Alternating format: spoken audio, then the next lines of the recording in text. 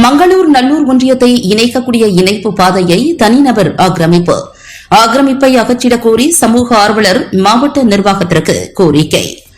கடலூர் மாவட்டம் திட்டக்குடி தாலுகாவிற்கு உட்பட்ட மங்களூர் நல்லூர் ஒன்றியத்தை இணைக்கக்கூடிய இணைப்பு பாதையை தனிநபர் ஒருவர் ஆக்கிரமிப்பு செய்திருப்பதாகவும் மாவட்ட நிர்வாகம் இந்த விஷயத்தில் தலையிட்டு இந்த ஆக்கிரமிப்பை அகற்றி பொதுமக்கள் நடப்பதற்கு வழிவகை செய்து தர வேண்டும் என்று திட்டக்குடி கொட்டாரம் கிராமத்தைச் சேர்ந்த சமூக ஆர்வலர் மகாராஜன் என்பவர் மாவட்ட நிர்வாகத்திற்கு கோரிக்கை வைத்துள்ளார்.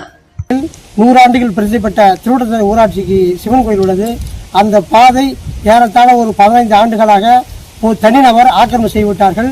இது திட்டக்குடி தொகுதி அமைச்சர் 3 முறை எம்எல்ஏ இருந்தார். தற்போது அமைச்சராக இருந்தார். அவர் கவனத்துக்கு எடுத்து சென்றோம். அவர் பார்க்கலாம் என்று காலம் கடத்தி கொண்டிருந்தார்.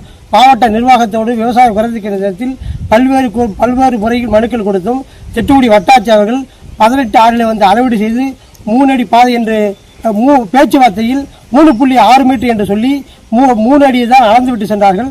அதன் பிறகு இப்ப மாசிமாக வருகின்ற காரணத்தினால் இந்த பாதையை 20 கிராமங்கள் பயன்படுத்தும் வகை 100 ஆண்டுகள் சேமித்த பாதை 17 சர்வே நம்பரில் நெய்வாச எல்லை திருவண்ணாமலை ஊராட்சி, நல்லூர் ஒன்றியம், ஆவடி ஊராட்சி, மங்களூர் ஒன்றியம் 2 இணைப்புச் சாலைகளும் ஏறத்தாழ 15 ஆண்டுகள் துண்டிக்கப்பட்டுகிறது.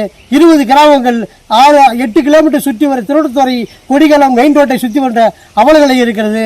மாசி மாதத்துக்கு செல்வதற்கு மாவட்ட நிர்வாகம், தமிழக அரசும், நம்முடைய இந்த தொகுதி அமைச்சரும் தலையிட்டு கூடிய விரைவில் இந்த ஆக்கிரமிப்பை எடுத்துவிட்டு தனிநபர் ஆக்கிரமிப்பு செய்வார்கள். பொதுமக்கள் நலம் கருதி இந்த பாதையை விரைவாக ஆக்கிரமிப்பை எடுத்துக் கொடுக்க வேண்டும் பணிவம்போடு கேட்டுக்கொள்கிறேன்.